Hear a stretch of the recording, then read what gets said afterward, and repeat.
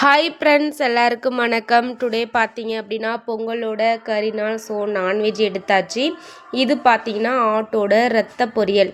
So ரத்த பொரியல் எப்படி செய்கிறது அப்படின்னு சொல்லிட்டு வாங்க பார்க்கலாம். இன்றைக்கி பார்த்தீங்க அப்படின்னா நாங்கள் கேஸில் செய்யலை, வெளியில் அடுப்பிலே செஞ்சுட்டுங்க. ஸோ அடுப்பில் செய்யும்போது இன்னும் கொஞ்சம் டேஸ்ட்டாகவே இருக்கும், அதனால் அடுப்பில் செஞ்சுட்டுங்க.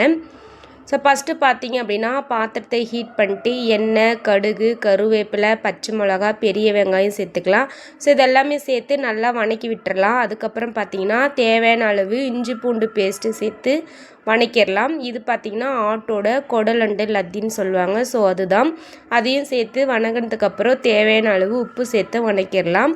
இது ஆட்டோட கொழுப்பு சேர்த்து வணக்கி விட்டுறலாம். இதுதான் ஆட்டோட ரத்தம். ஸோ இதை குட்டி குட்டி பீஸாக கட் பண்ணி சேர்த்துக்கலாம். அப்படி இல்லை அப்படின்னா கையிலே பிசைஞ்சு சேர்த்துக்கலாம். ஸோ இன்றைக்கி பார்த்தீங்க அப்படின்னா நாங்கள் கையிலே பிசைஞ்சு சேர்த்துக்கணுங்க. ஸோ இப்படி சேர்த்தும் போது டேஸ்ட்டு நல்லாயிருக்கும், சாப்பிட நல்லாயிருக்கும். ஸோ இதெல்லாமே கலந்து விட்டுறலாம். ஸோ இதெல்லாமே கலந்து நல்லா வெந்து கெட்டியாக வரும்போது நம்மளுக்கு தேவையான அளவு மசாலா தூள் சேர்த்துக்கலாம்.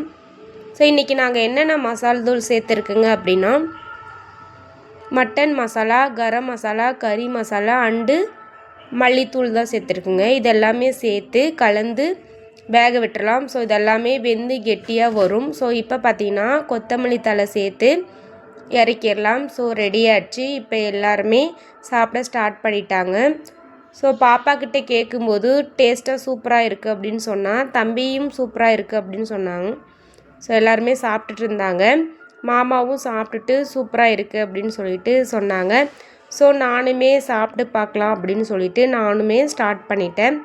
ஸோ சாப்பிடும்போது பார்த்திங்க அப்படின்னா நல்லாவே டேஸ்ட்டாக இருந்துச்சு. நம்ம கேஸில் செய்கிறதுக்கும் அடுப்பில் செஞ்சதுக்குமே டேஸ்ட்டோட டிஃப்ரெண்ட் நல்லாவே தெரிஞ்சிச்சு.